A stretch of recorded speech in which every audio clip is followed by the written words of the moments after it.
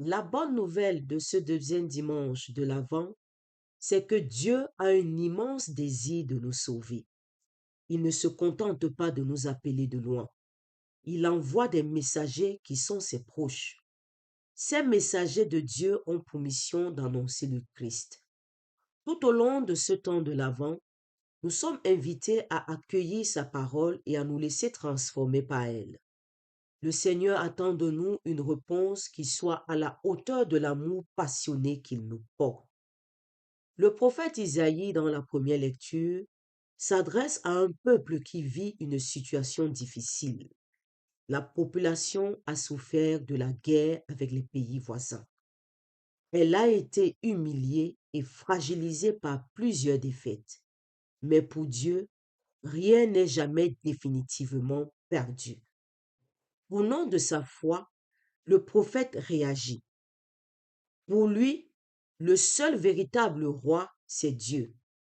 Il part de presque rien pour faire surgir de l'inattendu. Le prophète Isaïe nous parle de la souche de Jessé. Cette souche, c'est l'image de la désolation et de la mort. La maison de David a été anéantie au moment de la destruction du temple. Mais Dieu gouverne le monde de manière imprévue. De cette souche morte va naître un rejeton. Il assurera la paix au peuple, mais aussi à l'humanité entière. Ces paroles d'Isaïe nous rejoignent dans notre monde d'aujourd'hui. De nombreux chrétiens souffrent de la persécution. Le XXe siècle a connu un grand nombre de martyrs et cela continue aujourd'hui. D'autres souffrent de l'indifférence dans laquelle ils baignent. La foi des chrétiens est tournée en dérision. Mais nous ne devons pas craindre cette dictature de relativisme et de la sécularisation. Rien ne peut étouffer le désir de Dieu qui est inscrit dans le cœur de l'homme, disait saint Augustin. C'est sur lui que nous devons nous appuyer pour construire notre vie. Dans sa lettre aux Romains, dans la deuxième lecture, saint Paul nous invite à faire un pas de plus. Il rappelle aux chrétiens quel comportement ils doivent avoir en réponse à l'initiative gratuite de Dieu en Jésus-Christ. Il insiste sur trois impératifs fondamentaux. Méditer les Écritures, vivre dans l'unité et pratiquer l'accueil mutuel.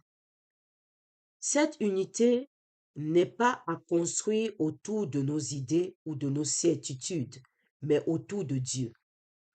Pour servir cette unité voulue par Jésus, il importe que nous sachions nous accueillir les uns les autres comme lui-même a accueilli tous les hommes. Cet appel nous rejoint dans nos foyers, nos groupes, nos rassemblements.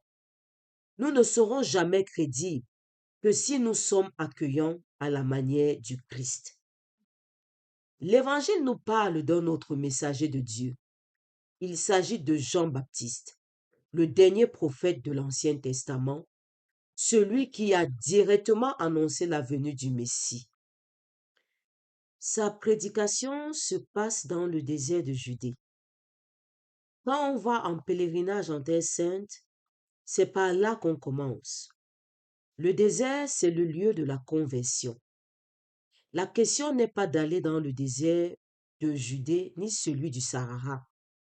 Aller au désert, c'est une manière de dire qu'on veut se retirer loin des bruits du monde et des sollicitations publicitaires. On choisit de se dépouiller de toute chose superficielle pour ne retenir que l'essentiel. C'est là, dans le désert, que Jean-Baptiste intervient pour prêcher. Comme les prophètes qui l'ont précédé, il a un double langage. Il est doux et encourageant pour les humbles, dur et menaçant pour les orgueilleux. Il ne s'en prend pas à des personnes ni à des catégories de personnes. Son but, c'est de rejoindre chacun dans ce qu'il vit. Rassurer les petits, et réveiller ceux qui se croient arrivés. Il veut attirer leur attention sur des comportements.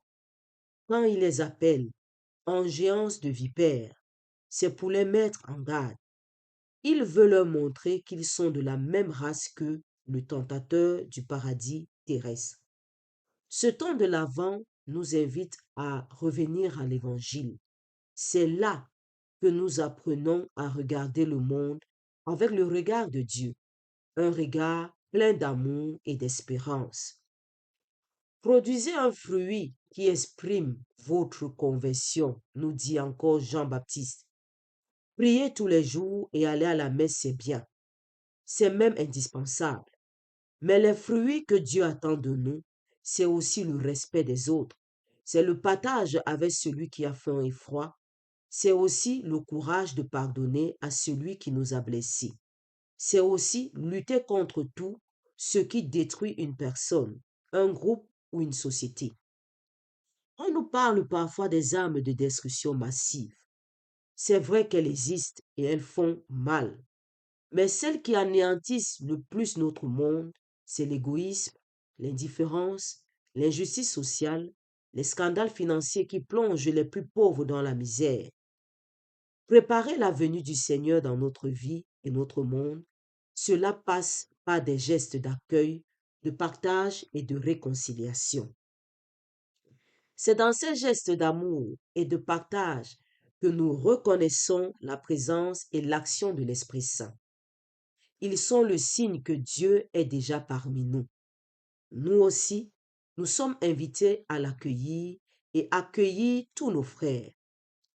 En ce jour, Jean-Baptiste nous oriente vers celui qui doit baptiser dans l'Esprit Saint et le feu. Par ce baptême, il nous donne une force extraordinaire de renouvellement et de récréation, capable de saisir les plus grands pécheurs pour en faire des saints.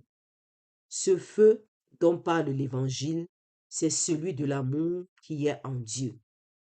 En te suivant, Seigneur Jésus, nous sommes plongés dans l'amour de Dieu. C'est mieux que les sacrifices de l'ancienne alliance. Que cette Eucharistie nous permette de partager ce bonheur avec tous ceux qui nous entourent. Amen.